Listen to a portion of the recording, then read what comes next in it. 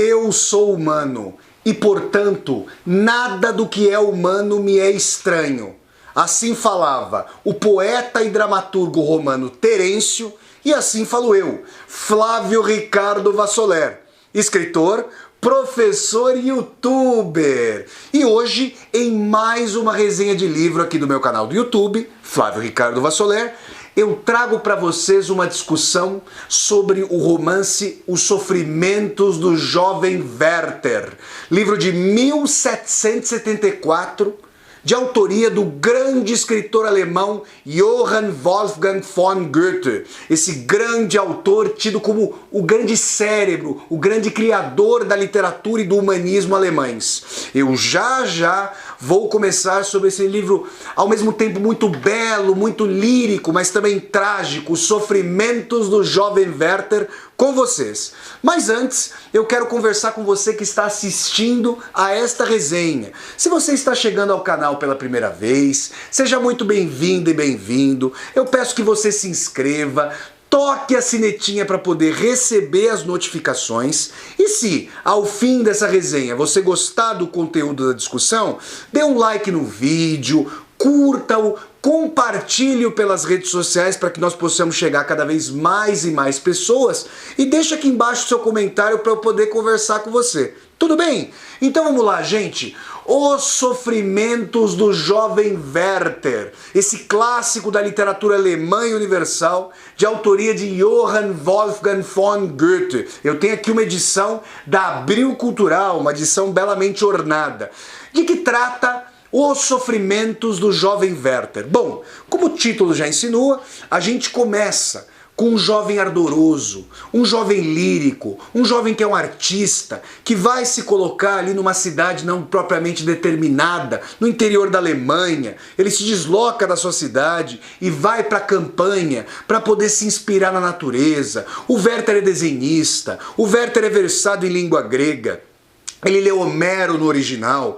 Ele é um jovem, sobretudo, panteísta, que sente ali o belo, a influência do belo, o chilreio dos pássaros, o riacho que passa rente a seus pés, a sombra projetada pelos galhos das árvores, ele colocado sob uma árvore, olhando ali para os galhos entrelaçados que deixam passar uma nesga ou outra de luz. Todo esse Werther que esse jovem que verte ali o seu talento, que verte as suas impressões, o seu lirismo, tá prenhe ali, tá sequioso por um amor. E o que acontece? Os Sofrimentos do Jovem Werther não é um romance no sentido tradicional, escorreito, com um narrador exterior. Esse narrador goetheano às vezes aparece, mas Os Sofrimentos do Jovem Werther é configurado por um romance epistolar, ou seja, o Werther vai tocando cartas ali ao redor dos 1770, 1771, ele vai trocando cartas, sobretudo com seu amigo Wilhelm, que em português seria o Guilherme, e com seu grande amor a Carlota. As cartas são, em sua maioria, para o Wilhelm. Em alguns momentos ele troca cartas com a Carlota, ele abre as cartas que ele troca com seu amor, e a gente já vai falar desse amor que, ao mesmo tempo que é pungente, é intenso, é profundo, é muito trágico, e ele, às vezes, abre algumas entradas do seu diário, o diário que o Werther mantém. Então, gente, o Werther tá lá. Num primeiro momento, a que classe social pertence o Werther? Como se trata de uma troca de cartas, de um diário, obviamente que o Werther não precisa explicar para os seus interlocutores ou para si mesmo no diário a que classe ele pertence. Então as caracterizações do Werther vão acontecendo ao longo dessa troca epistolar, dessa troca de cartas. O Werther pertence a uma classe ali, digamos, nobre, ele tem os seus contatos, ele não é da alta nobreza, então ele precisa enormemente dos favores ali dos membros da corte daquela Alemanha dos 1700, ainda no século XVIII, portanto.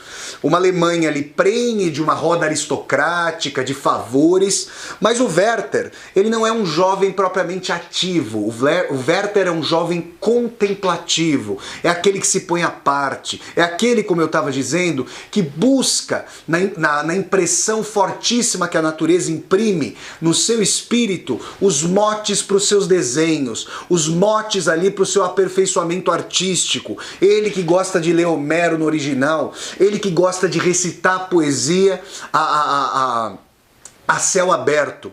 Num determinado momento, nós percebemos que o Werther tem comiseração pelos mais pobres, faz doações, então é um jovem ali prenhe de democracia ou de relações mais democráticas, menos hierárquicas, menos farisaicas. Werther não tem muita paciência para os jogos de salão, essas festas aristocráticas, essas contradanças, esses jantares onde naquele tipo de sociedade de corte se decidiam os destinos ou os desatinos de uns e de outros. O Wilhelm, como a gente pode perceber, porque assim, as cartas do Wilhelm e da Carlota nunca são postas. A gente percebe a voz do outro, a gente percebe a inflexão do outro sempre pelas réplicas ou tréplicas que o Werther traz em suas cartas. Então a gente percebe que o Wilhelm é um amigo preocupado com o Werther. Por quê? Porque está sempre dizendo que ele precisa arranjar um emprego, que ele precisa ajeitar a vida dele, que ele precisa ali se apaziguar. Mas o Werther é essa natureza ardente que quiçá ainda imaturo, mas também com um quê ali de intransigência artística, não quer se curvar diante dos ditames, diante das regras ali do mundo, que ele considera farisaicas, superficiais. Ele é uma natureza ardorosa. Quando em determinado momento o Werther consegue ali um emprego junto a uma embaixada por intermediação de sua mãe e do Wilhelm, ele não consegue propriamente conviver com o farisaísmo, com a burocracia, com o intelecto limitado ali mesmo de seu superior. Werther tem uma natureza, digamos, anarquista, mas não dizendo que ele é um anarquista. O que ele quer é se autodeterminar, o que ele quer é seguir um próprio caminho. Custa ao Werther muitíssimo ter que fazer quaisquer concessões para aquilo que ele toma como a sua suprema liberdade. E aí, o que acontece? Num determinado momento, ali na vila, Werther acaba conhecendo a Carlota. A Carlota é introduzida para ele numa contradança, num baile, e desde o primeiro momento ela já se lhe mostra encantadora. Só que tem uma grande pedra no meio do caminho do Werther. A Carlota é comprometida. Ela está ali, digamos, namorando, vai se tornar noiva do Alberto. E aqui nós temos, conforme as descrições sobre o Alberto nas cartas que o Werther vai vertendo, nas cartas que ele vai escrevendo, a gente percebe que tudo aquilo que o Werther não é, o Alberto é. Tudo aquilo que o Alberto não é, o Werther é. E a Carlota fica como que cindida entre essas duas metades de si mesma. A gente tem que se lembrar, gente, que a condição da mulher nesse século XVIII era extremamente heterônoma, dependente da figura do homem, lamentavelmente. Então era muito difícil que uma mulher por si só, se é que poderia trabalhar ali, poderia exercer um ofício, que ela não precisasse ali se colocar como uma parceira para que a vida dela pudesse ter solvência em meio ao casamento. O Alberto é um camarada afirmativo, um cara de ação, um cara que entende como a banda toca na vida e vai se colocar. Só que ele não tem esse ardor, essa erudição, essa cultura, esse lirismo, esse panteísmo do Werther. E a Carlota é como que a imagem feminina do Werther. O Werther, que já tem uma subjetividade extremamente esplendorosa e também em bastante contato com a sua dimensão historicamente feminina, digamos assim, com esse pendor ao belo, com esse pendor ali à poesia, com esse pendor às artes, o Werther é alguém que se comunica não só pelo desejo ardente que nutre pela Carlota, mas sim por alma. Eles são como que companheiros de alma, se não ficam efetivamente juntos em nenhum momento dos sofrimentos do jovem Werther, desse grande romance goetheano, a despeito das intenções do Werther e, como eu vou dizer ao fim, a despeito das próprias intenções da Carlota, eles na verdade sofrem mutuamente. E aí tem uma questão, né? A Carlota então vê no Alberto alguém que vai resolver as suas questões ali de pertencimento social, mas o que ela almejaria é justamente a companhia do Werther. Você sabe aquela história? Eu não sei se vocês que estão assistindo a esse vídeo já passaram por isso. Sabe quando você já chegou a amar alguém que você considera que é uma pessoa que tem muita hermanação com você, mas por algum motivo as coisas não acontecem? E aí você fica sofrendo, você quer corrigir a situação, você quer convencer a pessoa de que ela deve ficar com você. Já quando isso começa a acontecer no âmbito amoroso, a gente percebe que a rosa essa rosa do amor é repleta de espinhos de verdade. Mas o que acontece é que a Carlota nem aceita o Werther, nem consente com seu flerte, nem consente com a sua corte, mas também não faz com que ele se desvencilhe. Há um determinado momento, ali no romance, em que o narrador chega a sondar as intenções da Carlota, dizendo que o que ela mesmo gostaria era que o Werther se casasse com uma amiga dela, ele ficasse por perto, ele se transformasse num amigo, ele se transformasse num irmão, porque aí ela poderia sorver do Werther aquilo que lhe era mais irmanado a essa grande personagem goetheana, esse personagem trágico, sem ter que lidar com os problemas de inserção social e a falta de inserção, de adaptação do Werther ao mundo. Vocês percebem que tem um motivo aí, por mais que amoroso por parte da Carlota, também é egoísta. Porque ela não quer propriamente, mas também não deixa partir. E sabe puxar os fios para que o Werther sempre orbite a seu redor.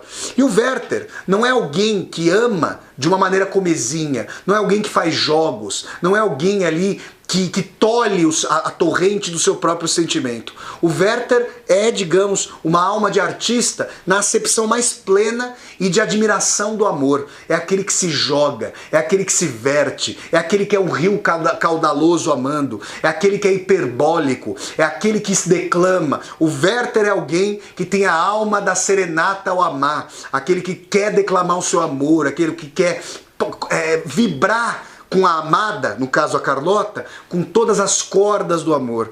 Eles se encontram. E o que é interessante, gente, coisa que seria muito estranha para nossa época, é que existe ali uma transigência por parte do Alberto em relação à presença contínua do Werther na casa deles. Olha que coisa estranha. Será que hoje seria uma coisa rotineira, contumaz, habitual, que uma terceira figura formasse ali um triângulo, ainda que não efetivo, ainda que o Alberto não consentisse num relacionamento aberto, nem era uma categoria de relação propriamente dada à época, mas é interessante que eles caminham juntos, os três, muitas vezes, e também é interessante que ao longo do romance, Alberto e Werther conversam sobre Carlota e devotam uma admiração ali forte, ambos pela mesma mulher, só que apenas um deles fica com ela. E é muito estranho perceber isso. Será que Alberto teria a dimensão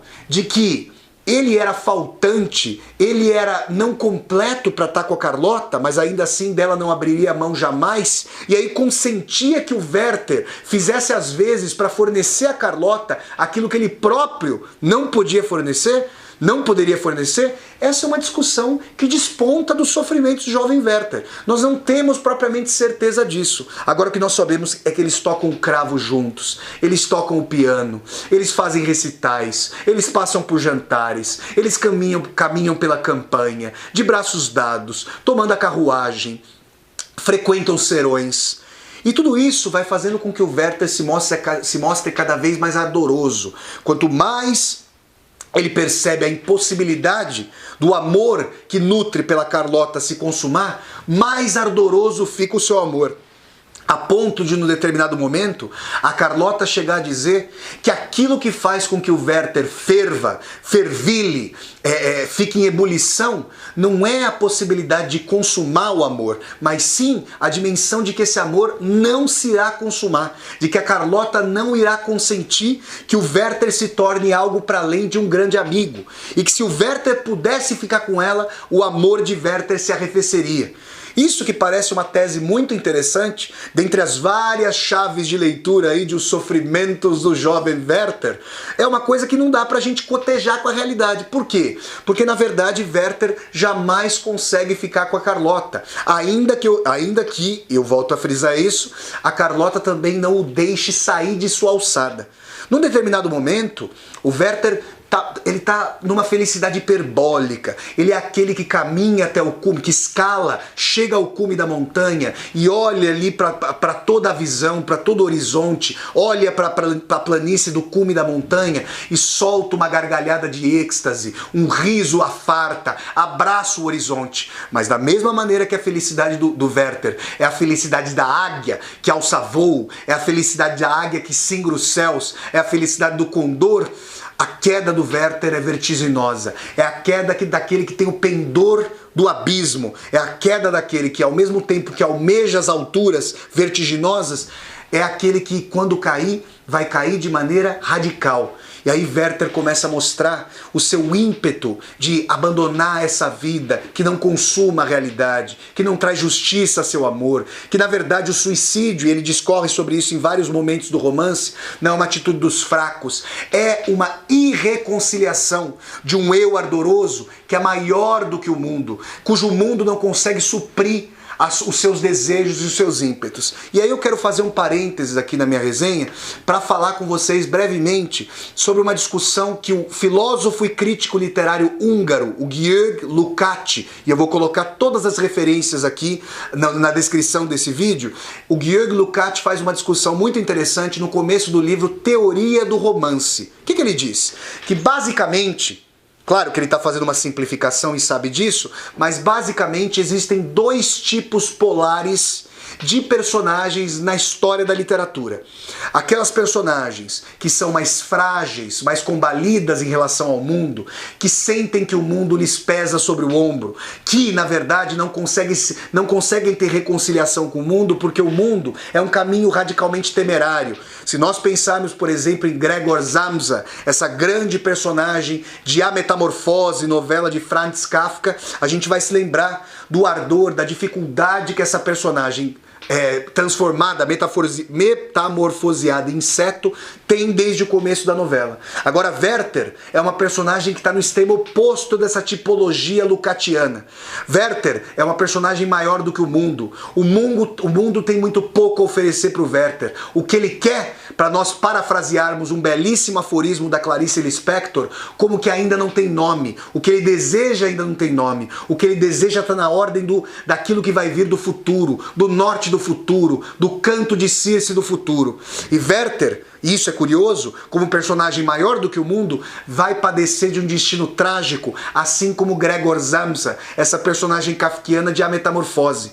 Werther, por não poder conseguir os seus desígnios, por não entender mais que a sua arte traz a torrente de felicidade que ele almejava, por não poder balizar e mediocrizar e arrefecer o seu ímpeto, o seu ardor, Werther vai acabar dando cabo de si mesmo. E eu quero dizer a vocês que muitos jovens e muitas jovens, à época de os sofrimentos do jovem Werther, mimetizaram, emularam, reproduziram o destino trágico de um jovem que deu cabo da própria vida por não poder realizar os seus sonhos diurnos, não eram apenas noturnos. Werther não era alguém que se contentaria com o voyeurismo, que se contentaria com o olhar. Ele queria concretização, mas uma concretização altiva, uma concretização sobre o pedestal, uma concretização artística. Essa natureza ardorosa de um jovem Werther vai trazer ali uma culpa para a Carlota. Ela, que na verdade, ao fim e ao cabo, vai se transpassar de dor por achar que o Werther poderia, se ela tivesse liberado os fios, ter encontrado um novo caminho, digamos que invaginado a frustração e dado sequência à sua vida. Nós nunca vamos saber, é sempre uma questão muito trágica, depois de um suicídio, determinar aí o grau de culpa de um e de outro, mas a questão é que os sofrimentos de um jovem Werther trazem uma poesia muito bela em prosa, um ardor, uma entrega à natureza, um panteísmo que quer se materializar em amor. E esse amor, ao não encontrar guarida, ao não encontrar ali um regaço, um seio e um colo de aconchego, ele se reverte em autodestruição. Assim como Werther faz o elogio do seu amor pela Carlota, assim como Werther tem uma natureza ardorosa de transformar Carlota de amada em musa, ele acaba fazendo o elogio de seu naufrágio e mergulhando no mais doloroso da melancolia, no mais doloroso da tristeza, no mais agônico da impossibilidade de reconciliação com a vida. Pessoal, eu espero que eu tenha estimulado não vocês a seguirem, obviamente, o caminho trágico do jovem Werther, mas que vocês leiam com ardor, com ímpeto de beleza, com ímpeto de intensidade, com ímpeto de profundidade, o romance Os Sofrimentos do Jovem Werther, de 1774, e de autoria do grande humanista, poeta, cientista, renascentista e escritor alemão Johann Wolfgang von Goethe, esse grande nome da literatura alemã e universal. Eu tenho aqui em minhas mãos uma edição da Abril Cultural. Eu agradeço a todos e a todas vocês que assistiram a essa resenha. E se vocês gostaram do conteúdo dessa discussão, de mais essa resenha de livro, eu peço que vocês deem um like no vídeo, curtam o vídeo, compartilhem esse vídeo pelas redes sociais para que nós possamos chegar a cada vez mais e mais pessoas, e deixem também os comentários de vocês aqui no corpo do vídeo para que nós possamos conversar sobre os sofrimentos de O Jovem Werther. E se você está chegando ao canal pela primeira vez, seja muito bem-vindo e bem-vindo. Eu peço que você se inscreva aqui no canal, toque a sinetinha para receber as notificações, e até a próxima resenha de livro, pessoal. Essas resenhas acontecem todas as quintas-feiras, às 8 horas da noite. Até a próxima então, pessoal. Tchau, tchau!